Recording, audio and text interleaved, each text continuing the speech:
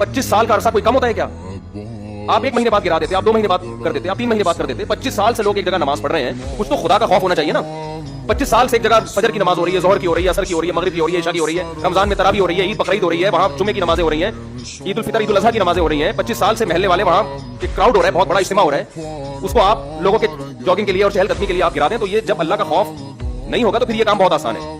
वैसे भी लोग मेंटली एक चीज के लिए, एक चीज लोगों के जहन में, महल्ले वालों के जहन में बैठ चुकी है कि इबादत की जगह है, यहाँ हम नमाज पढ़ते हैं। आप खुद सोचो, वहाँ जब वही लोग वहां आके देखेंगे कि ये मस्जिद थी जहां अज़ानें पूजा करती थी, जहां नमाज 25 साल से होती आ रही है, वहां कैसे गैरतमंद आदमी उस पार्क में टहलेगा, कैसे गैरतमंद लोग कहेंगे ये अल्लाह का। देखो मस्जिद का मतलब क्या होता है, अपनी मिल्कियत से वो प्रॉपर्टी निकाल के अल्लाह की मिल्कियत में दे देना कि अल्लाह ये तेरे हवाले कर दी हमने। तभी उलमा का इस पर इत्तेफाक है कि एक जगह जब मस्जिद को नामजद कर दी जाए तो क़यामत तक के लिए वो मस्जिद बन जाती है, क्योंकि आपने अल्लाह की मिल्कियत में दे दी, आप उसको अपनी मिल्कियत में वापस नहीं ले सकता। हत्ता कि जिसने प्लॉट वक़्फ किया है ना, वो भी नहीं ले सकता वापस।